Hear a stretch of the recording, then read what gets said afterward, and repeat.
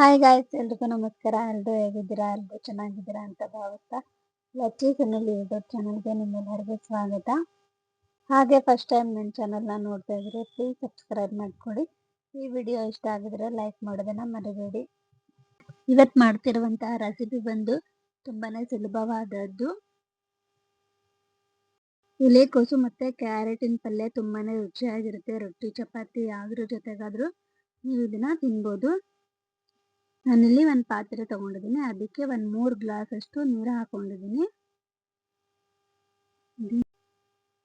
ಈಗ ನಾನು ಇದಕ್ಕೆ ಎಲೆಕೋಸನ್ನ ಹಾಕ್ತಾ ಇದ್ದೀನಿ. ನಾನಿಲ್ಲಿ ಒಂದು 150 ಗ್ರಾಮ್ ಅಷ್ಟು ಎಲೆಕೋಸನ್ನ ತಗೊಂಡಿದ್ದೀನಿ. ಈ ತರ ಚಿಕ್ಕ ಚಿಕ್ಕದಾಗಿ ತೆಳುವಾಗಿ ಕಟ್ ಮಾಡ್ಕೋಬೇಕು. ಈಗ ಇದಕ್ಕೆ ಒಂದು ಅರ್ಧ ಕಪ್ ಅಷ್ಟು ಕ್ಯಾರೆಟ್ ಹಾಕ್ತಾ ಇದ್ದೀನಿ. ಕ್ಯಾರೆಟ್ ತುಂಬಾ ಚಿಕ್ಕದಾಗಿ ಕಟ್ ಮಾಡ್ಕೋಬಾರ್ದು, ಅದು ಸ್ವಲ್ಪ ದಪ್ಪ ರೀತಿಯಲ್ಲಿ ಕಟ್ ಮಾಡ್ಕೋಬೇಕು. ಇದಕ್ಕೆ 2 ಸ್ಪೂನ್ ಅಷ್ಟು ಕಡಲೆಬೇಳೆನ ಹಾಕ್ತಾ ಇದ್ದೀನಿ. 1 ಸ್ಪೂನ್ ಅಷ್ಟು ರುಚಿಗೆ ತಕ್ಕಷ್ಟು ಉಪ್ಪು ಹಾಕ್ತಾ ಇದ್ದೀನಿ. ನಾವು ಬೇಯಿಸ್ಕೊಳಕ್ಕೆ ಸ್ವಲ್ಪ ಉಪ್ಪು ಜಾಸ್ತಿನೇ ಹಾಕೋಬೇಕಾಗುತ್ತೆ, ಯಾಕಂದ್ರೆ ಬೆಂದ್ಮೇಲೆ ಇದರಲ್ಲಿ ಉಪ್ಪಿನ ಅಂಶ ಸ್ವಲ್ಪ ಕಡಿಮೆ ಆಗುತ್ತೆ, ಸ್ವಲ್ಪ ನೀರು ಜಾಸ್ತಿ ಹಾಕಿರೋದ್ರಿಂದ. ಇವಾಗ ಇದನ್ನ ಒಂದು 8ರಿಂದ 10 ನಿಮಿಷ ನಾನು ಬೇಯಿಸ್ಕೊತೀನಿ. ಇದನ್ನ ಪಾತ್ರೆಯಲ್ಲೆಲ್ಲ ಬೇಗನೆ ಆಗಬೇಕು ಅಂದ್ರೆ ಕುಕ್ಕರಲ್ಲೂ ಕೂಡ ಇದೇ ಥರನೇ ಬೇಯಿಸ್ಕೋಬೋದು. ಜಸ್ಟ್ 1 ವಿಸಿಲ್ ಆದರೆ ಸಾಕಾಗುತ್ತೆ. ಬಟ್ ತುಂಬ ಬೆಂದೋಗುತ್ತೆ ಅಂತ ನಾನು ಇದನ್ನ ಪಾತ್ರೆಯಲ್ಲಿ ಬೇಯಿಸ್ಕೋತಾ ಇದ್ದೀನಿ. ಇವಾಗ ಇದು ಆಲ್ರೆಡಿ ಬೆಂದಿದೆ. ಇದರಲ್ಲಿರೋ ನೀರೆಲ್ಲ ನಾನು ತೆಗಿಬೇಕು. ಇವಾಗ ನೋಡಿ, ಇದರಲ್ಲಿ ನೀರೆಲ್ಲ ತೆಗ್ದಿದ್ದೀನಿ. ಇವಾಗ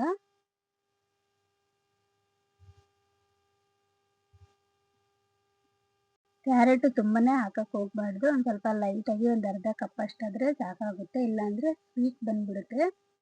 ಇವಾಗ ಅದಕ್ಕೆ ಒಗ್ಗರಣೆಗೆ ನಾನಿಲ್ಲಿ ಒಂದು ಪ್ಯಾನಲ್ಲಿ ಒಂದು ಅರ್ಧ ಕಪ್ ಅಷ್ಟು ಎಣ್ಣೆ ಹಾಕೊಂಡಿದ್ದೀನಿ. ಸ್ವಲ್ಪ ಬಿಸಿ ಆದಮೇಲೆ ಸಾಸಿವೆನ ಹಾಕೊಂಡಿದ್ದೀನಿ. ಅದು ಸ್ವಲ್ಪ ಚಟಪಟ ಅಂತ ಸಿಡಿದ್ಮೇಲೆ ಕರ್ಬೇವಿನ ಸೊಪ್ಪು ಮತ್ತು ಹಸಿಮೆಣಸಿನ್ಕಾಯಿ ಖಾರಕ್ಕೆ ಒಂದು 4-5, ಹಾಗೆ 1 ಕಪ್ ಅಷ್ಟು ಈರುಳ್ಳಿನ ಹಾಕೊಂಡಿದ್ದೀನಿ. ಕರಿಬೇವು ಇದಕ್ಕೆ 1 ಕಡ್ಡಿ ಸ್ವಲ್ಪ ಜಾಸ್ತಿನೇ ಹಾಕಿ, ಅದು ಫ್ಲೇವರ್ ತುಂಬಾನೇ ಚೆನ್ನಾಗಿರುತ್ತೆ. ಪಲ್ಯಕ್ಕೂ ಕೂಡ ಫ್ಲೇವರ್ ತುಂಬಾನೇ ಚೆನ್ನಾಗಿ ಕೊಡುತ್ತೆ, ಹಾಗಾಗಿ ಒಂದು ಸ್ವಲ್ಪ ಜಾಸ್ತಿ ಹಾಕೋಬೇಕು.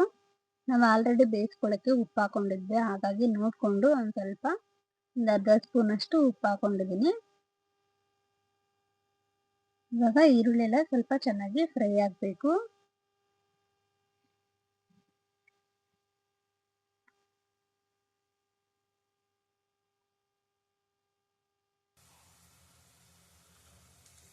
ನೋಡಿ, ಇವಾಗ ಈರುಳ್ಳಿ ಎಲ್ಲ ಚೆನ್ನಾಗಿ ಫ್ರೈ ಆಗಿದೆ.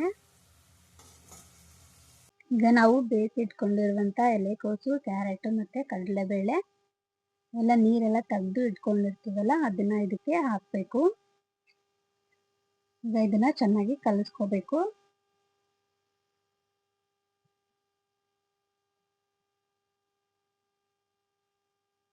ಇದಕ್ಕೆ ಬೇಕಾದರೆ ಒಂದು ಸ್ವಲ್ಪ 1/4 ಸ್ಪೂನ್ ಅಷ್ಟು ಅರಿಶಿನ ಪುಡಿನ ಹಾಕೋಬೋದು. ನಾನೇನಿಲ್ಲ ಹಾಕ್ತಾ ಇಲ್ಲ, ಬೇಕು ಅಂದರೆ ಹಾಕೋಬೋದು, ಬೇಡ ಅಂದರೆ ಸ್ಕಿಪ್ ಮಾಡ್ಕೋಬೋದು.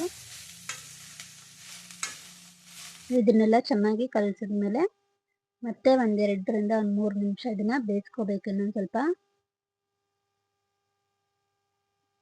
ಇವಾಗ ಇನ್ನೊಂದು ಸ್ವಲ್ಪ ಇದನ್ನೆಲ್ಲ ಬೇಯಿಸ್ಕೊಂಡಿದ್ದೀನಿ. ಈಗ ಇದಕ್ಕೆ 1-2 ಸ್ಪೂನ್ ಅಷ್ಟು ಕಾಯಿ ತುರಿನ ಹಾಕ್ತಾ ಇದ್ದೀನಿ. ಒಂದು ಸ್ವಲ್ಪ ಕೊತ್ತಂಬರಿ ಸೊಪ್ಪು ಮೇಲ್ಗಡೆ.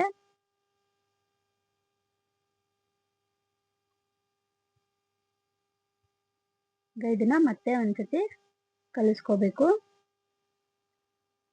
ನೋಡಿ, ತುಂಬಾನೇ ಸಿಂಪಲ್, ಆಮೇಲೆ ತುಂಬಾನೇ ಕಡಿಮೆ ಇರುವಂತ ಐಟಮ್ಸ್ ಎಲ್ಲ ಇದನ್ನ ಮಾಡ್ಕೋಬಹುದು. ತುಂಬಾನೇ ಟೇಸ್ಟಿಯಾಗಿರುತ್ತೆ. ರೊಟ್ಟಿ ಚಪಾತಿ ಜೊತೆಗೆ ಯಾವ್ದ್ರ ಜೊತೆಗಾದ್ರೂ ತಿನ್ಬೋದು. ಹಾಗೆ ಈ ವಿಡಿಯೋ ಇಷ್ಟ ಆಗಿದ್ರೆ ಲೈಕ್ ಮಾಡೋದನ್ನ ಮರಿಬೇಡಿ. ಹಾಗೆ ಫಸ್ಟ್ ಟೈಮ್ ನನ್ನ ಚಾನಲ್ನ ನೋಡ್ತಾ ಇದ್ರೆ ಪ್ಲೀಸ್ ಸಬ್ಸ್ಕ್ರೈಬ್ ಮಾಡ್ಕೊಳ್ಳಿ. ನನ್ನ ವಿಡಿಯೋಗಳಿಗೆ ತುಂಬಾನೇ ಸಪೋರ್ಟ್ ಮಾಡ್ತಾ ಇದ್ದೀರಾ, ಹೀಗೇನೆ ಸಪೋರ್ಟ್ ಮಾಡಿ. ಹಾಗೆ ನೆಕ್ಸ್ಟ್ ವಿಡಿಯೋದಲ್ಲಿ ಮತ್ತೆ ಸಿಗೋಣ. ಹಾಗೆ ನಿಮಗೆ ಯಾವ ಥರ ರೆಸಿಪಿ ಬೇಕು ಅಂತ ನನಗೆ ಕಮೆಂಟ್ಸ್ ಬಾಕ್ಸಲ್ಲಿ ತಿಳಿಸ್ಕೊಟ್ರೆ ನಾನು ಆ ಥರ ಮಾಡೋಕ್ಕೆ ನೆಕ್ಸ್ಟ್ ವಿಡಿಯೋದಲ್ಲಿ ಟ್ರೈ ಮಾಡ್ತೀನಿ. Thank you so much. Next ವಿಡಿಯೋದಲ್ಲಿ ಮತ್ತೆ ಸಿಗೋಣ.